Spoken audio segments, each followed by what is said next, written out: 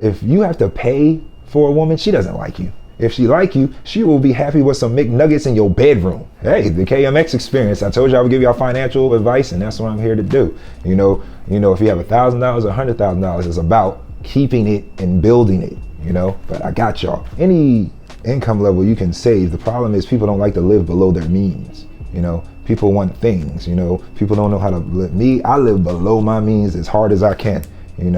I'll give you an example of me. In my refrigerator, you're gonna find peanut butter, jelly, bread, and salad. That's it. Because I don't spend money a bunch on stuff that I don't need. That's why I tell you, don't go to the supermarket when you're hungry. If you have any income level, you can invest, you can save. You can always drop $100, $50 in a Roth IRA. I got one of them. I got a traditional IRA. I get tax coming, I get tax going. But either way, my money's still building. I'm at a different income level than certain people, and certain people are at a higher income level than me. But me, at my income level, no kids, 12-year-old dog, all I do is just put money away.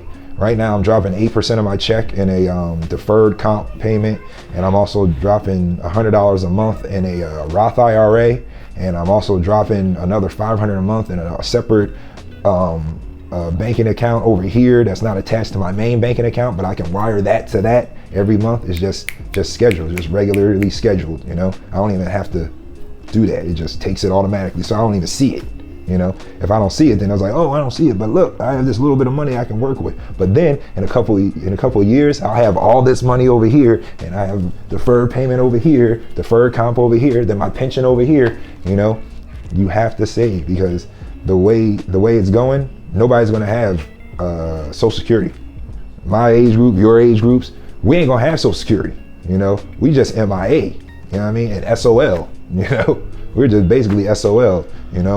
But the funny part about it is we're still paying into it. So shouldn't I be able to stop paying into it and use that money to pay into something that will benefit me down the line? But hey, that's just what I think about.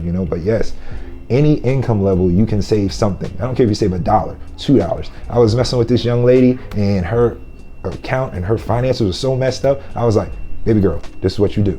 $100 a month, put it in a separate account, don't touch it, never touch it. She was like, what's that gonna do? I was like, shut up, put it in an account, don't touch it. Automatically. She came to me 10 months later talking about, oh my God, Ken, oh my God, I have so much money. I was like, okay, you think that's a lot of money. You know what I mean? But see, she saved. And she's like, oh my God, my financials are so nice because you helped me through boom, boom, boom, boom, boom. You're right. As long as you listen, in any income level, you can save something. She's not making much, but she put something away. She never sees it. And now she got a stack. And now she could take that and go back to school. It's about discipline, delayed gratification. Everybody want to do stuff now. We got this microwave culture. Everybody want to do stuff now. But if you don't got money, you can't do nothing. You know what I mean? Everybody want it now. I want to take that trip now. I want to get that BBL now. You know what I mean? I want to get that lace front now. You can't. You're going to have to stack, and then get. But you always have to have something for retirement, because you ain't going to have it later on. But that's my philosophy, That's how I do mine. I told you I was gonna help y'all with y'all finances, you know what I mean? Someone's bringing in $3,000 a month, depending on your situation, whether you're married, have kids, blah, blah, blah. I'll go by my situation. Not married, no kids, dog, 12 years old, you know what I mean? He eats a lot, but guess what? If I'm bringing in $3,000 a month, all I do is pay off my, whatever I need for the month, bills, just required bills, mortgage, da-da-da-da. And then whatever lump sum I have, I'll take half of that is going to savings. After the bills are paid and everything, half of what you have left over to savings. This half right here, that's separate from the bills you just paid this month, and separate from the savings you just did for your later on. This right here, you can do stuff with this, but understand, live below your means. Live below your means. If you want 100 grand tomorrow, you're gonna have to start with 1,000 today. Live below your means. It's very easy. It's just discipline. It's work. I want. What you want is a house. What you want are assets. These little things that you're buying today, they're not assets, they're liabilities. I bought a duplex, rent it out, I'm getting it renovated, and then I'm gonna live off that money. I'm gonna buy the next one, because like I always said, you don't wanna work for everybody forever. Working for everybody else is play. I don't wanna work for everybody else. So what you need to do, just keep on living below your means. Delay gratification, it's easy. Discipline. You gotta gamble. That's what investing is. You gotta gamble, Gamble on yourself, gamble on your future. You know what I'm saying? I would love to say, put everything in the bank and just get that 3% interest. If you can get that, you're gonna have to gamble in the stock market. That's what a 401k is, just a stock market going up and down, but don't mess with that crypto crap. I mean, it's not even worth it. You saw what happened to FTX, and then you had all those stars like Matt McConaughey talking about, invest in FTX and da-da-da-da. And okay, so now you're listening to these stars. Once again, you're listening to entertainers that's getting paid to tell you to buy this stock. Stop listening to entertainers. You don't want to be down with FTX. I think he had to get extradited back to the United States or something like that, I was reading. It's crazy. It's crazy. And if your homie comes to you, your boy is like, hey, I got this investment idea.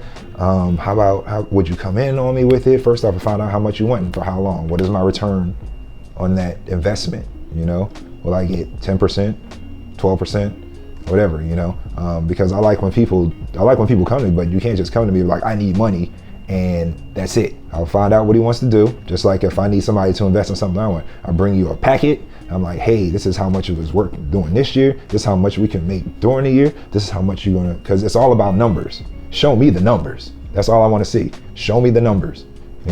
Oh, this is how much we made last year, or this is how much we projected to make this year, and all we need is this much. All right, cool, I got you. And depending on how much you want over how length of time, I might actually go that route, because I'm always looking for something to invest in. I might go that route, but then if someone just comes in, hey, I got this idea, right? And da-da-da-da-da. No. You're not just going to get money from me. You're not just going to, no, because that's a bad investment. What I want to do is I want to see where you're at with this, how much your money you put in this already, and why should I invest with you? That's how you would make me feel good about that, But just remember, just because they're friends, that doesn't mean you have to lend the money. You be like, nah, that's not gonna work. Fix it up and come back to me, or let's look for something that we can do together. You know what I mean? They always popping up Little Caesars. You know what I mean? Another thing that's gonna mess up your money is women. That's another thing that's gonna mess up your money with women. If you don't sit there and you listen to what she want to get, what she wants you to get, you're gonna be broke. All right. If you have to pay for a woman, she doesn't like you.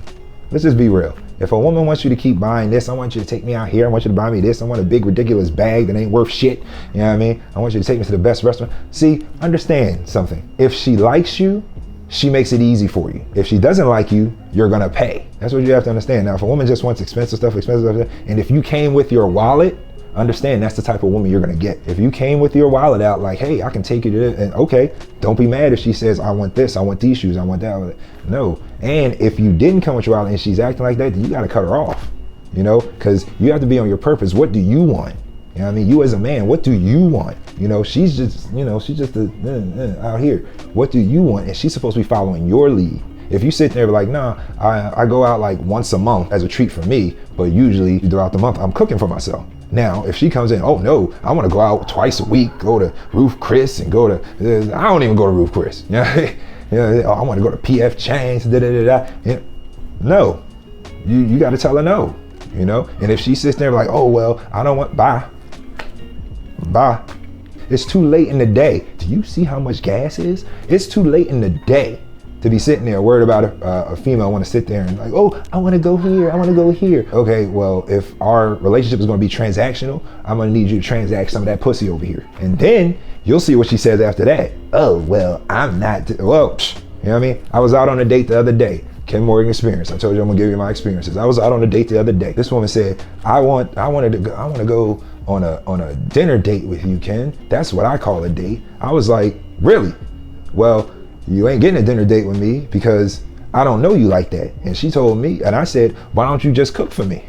Oh, well, I can't bring you over my house until we get a deeper connection, which is bullshit because no woman needs a deeper connection to do anything with you. A woman doesn't have to know you to have sex with you. A woman doesn't have to have a deep connection with you. You know what I mean? In this world that we live in today, shoot, if she like you, she will be happy with some McNuggets in your bedroom. No, I told her, I was like, okay, well, if you want a deeper connection, if you need me to take you out for dinner and all that, and those are called dates, then go on your own. I'm not going to sit there and say, well, I need a deeper connection before I give you my money. I'm not going to break any bread until I get a deeper connection with you.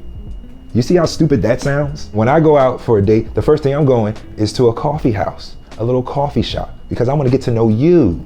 I want to know you. Just like you should be supposed to be wanting to get to know me, not my wallet, you know? Now, if you want to get to know my wallet, I want to get to know them guts, girl. I want to get to know them, you know? It's okay, you know, you can have your preferences just like women can have their preferences. I don't want a short dude under 5 feet. I don't want a dude that's not making 6 figures. I don't want a dude that doesn't have a 6-pack. I don't want a dude that doesn't have 6 inches. Well, I don't want a wide chick. I don't want a chick in my pocket. But now, if you want that from me, then I'm gonna need something from you. All night, girl, the best 4 minutes of your life. That's just the world we live in. And I hate to say it this way, but it's transactional, you know? When I go out on a date with a woman, I was like, hey, meet me at this coffee shop.